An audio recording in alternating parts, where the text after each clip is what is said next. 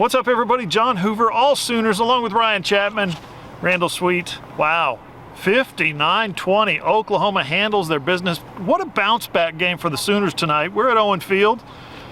And post-game, Brent Venables was in a good mood. Jeff Lebby was in a good mood. Dylan Gabriel was very humble, but still in a good mood. I think the whole team was, after taking down West Virginia tonight. Final Saturday home game of the season for the Sooners, 59-20, a complete victory. Brent Venables said he thought it was probably the most complete 4 quarters they put together all year. Yeah, and we'll talk about here in a second Dylan Gabriel's big day, Drake Stoops' big day, but the biggest thing for this offense was talking about turnovers and penalties. The procedural penalties especially had killed Oklahoma against Kansas, Oklahoma State. Guys, it was until about 2 minutes, I think there was like 1:51 on the clock in the first half. Walter Rouse got hit with a false start. Other than that, it was a really clean performance from Oklahoma. Only 5 penalties for 60 yards. 2 of those came after McCabe Matire was just taken up for Drake Stoops and his teammate in the end zone behind us. Had a couple of pass interference calls that hit against Oklahoma that the crowd and I bet the sideline didn't like too much. But other than that, it was not anything that we saw from the last 2 weeks from this offense. It was smooth sailing. They were able to take big plays and then build on those and keep the momentum rolling. It was really, it looked like a Rolls Royce rolling up and down Owen Field tonight as Oklahoma just did everything they wanted with West Virginia defense. Brent's declaration, too, that it was the best 4 quarters by both the offense and the defense, I think is spot on. We'll see what Pro Football Focus says the total will be tomorrow, but I didn't see a lot of missed tackles out there against one of the best running offenses in the country. 6th in the nation. West Virginia came in tonight in rushing offense, averaging 4.8 yards per carry. Oklahoma shut them down in the first half, rendered their running game ineffective. Meanwhile, the Oklahoma offense had arguably its best night of the season, including a record-setting performance by the quarterback. Dylan Gabriel, 8 total touchdowns tonight, 5 throwing, 3 rushing. I told him, I said, Dylan, we had to go to the record books and look it up. There's some guys out here in the parking lot that have statues erected to them. You surpassed them. Kyler Murray and Baker Mayfield holding the previous record at 7. Yeah, I mean, Dylan Gabriel was outstanding tonight. I mean, he was hitting his receivers. Again, Jeff Lebby, it seemed like, was more aggressive, pushing the ball downfield. I mean, you saw Dylan Gabriel hit Jaden Gibson deep down the field, Nick Anderson. Obviously, Drake Stoops had 150 yards, 3 touchdowns. Dylan Gabriel himself, 420 yards, 5 touchdowns through the air, 50 yards, 3 more scores on the ground. I mean, those two had a great connection all day. Drake Stoops hanging onto the ball in this end zone right behind me, even after getting rocked, was really impressive. I mean, on the going to the other end zone, he broke multiple tackles, fought his way for a touchdown. I mean, over the past 3 weeks, Drake Stoops has looked like one of the best receivers on the team, if not the best receiver on the team. I mean, the past 2 weeks, he's clearly been the best receiver on the team. And Dylan Gabriel tonight might have put his name back in the Heisman conversation. We'll see about that. But a very strong performance again. Almost 500 total yards, 8 touchdowns. One of the best OU performances from a quarterback we'll probably ever see. Yeah, Dylan Gabriel was on fire. Drake Stoops, as Randall mentioned, was on fire. 164 yards receiving for him, including that 60-yard touchdown where he was zigzagging back and forth in the final 5 yards, just bowled through into the end zone. What a performance by him. Gavin Sawchuk. Okay, so Drake Stoops, one more, set his career high for yardage for the 2nd week in a row. Gavin Sawchuk also set his career high for the 2nd week in a row. 133 yards, 135 yards for Gavin Sawchuk tonight. I asked the guys if they're, getting, if they're getting hot, they're getting the ball, they're just now in week 9, week 10, identifying their playmakers, or if that's just the way the game unfolds. And guys said to a man, they said, no, this is, you're identifying playmakers. Guys are getting hot. You feed the hot hand. So that has happened to the Oklahoma offense and passing game and running game. Now defensively, let's jump back to defense. They got their inspirational leader back, Danny Stutzman. Makes a tackle for loss on, I think, the 2nd play of the game, 3rd play of the game, something like that, and you knew this was going to be a different night. Yeah, there's no need to identify the playmakers or anything defensively. It starts and ends with Danny Stutzman, his first game back since basically it looked like rolling his ankle was a lower body injury against Kansas there. Close out the first half, and what does he do, boys?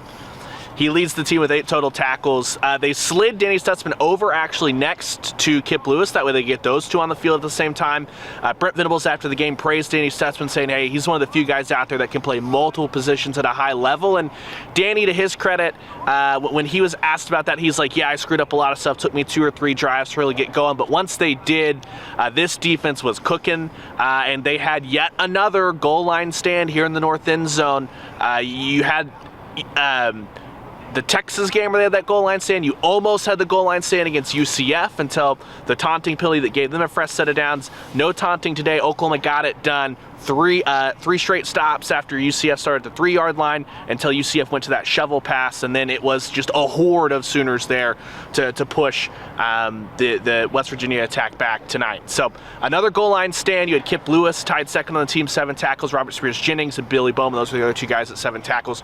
Great performance. Got some turnovers as well against a really, really high-powered West Virginia rushing attack. Yeah, 2 interceptions from the defense tonight. One by Reggie Pearson on a batted ball by Billy Bowman. One at the end of the game by Jacoby Johnson. Just an amazing, young freshman that's getting his feet wet, getting in there, getting some snaps. One of the guys that's not getting in there and getting his feet wet and getting some snaps is Jackson Arnold, the backup quarterback. Davis Bevel came in to finish the game today. Brent Venables basically said, yes, that is true.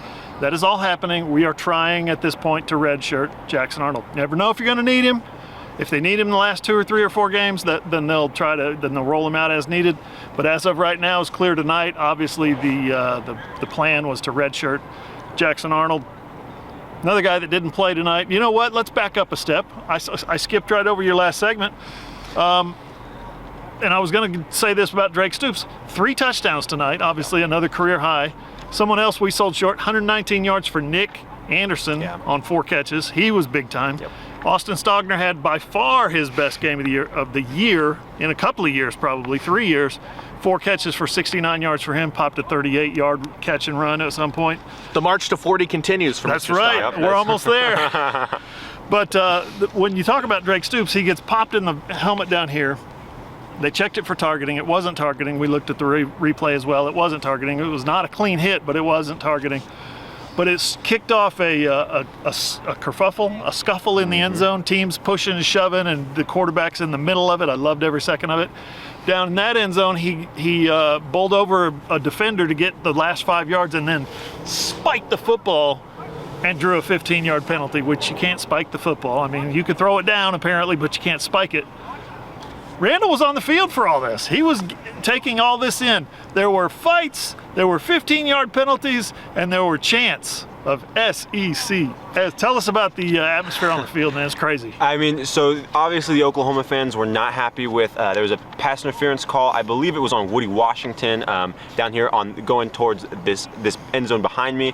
That kind of started the frustration for Sooners fans. When Drake Stoops scores a touchdown, spikes the ball, and gets called for that 15-yard penalty, as the OU extra point team comes on, you can hear, instead of boos for the officials, this week it was a chant of SEC, kind of trying to give the Big 12 a piece of OU fans' mind, letting the conference know that the fans are not happy with the way that the games have been officiated the past few weeks. You heard more SEC chants after McCade Matoyer is ejected again in the end zone behind me, kind of starting it with Anthony Wilson, a defensive back from West Virginia. Again, getting retribution on that hit. Yeah, so Anthony Wilson is the guy who laid the boom on Drake Stoops and then stood over him in the end zone.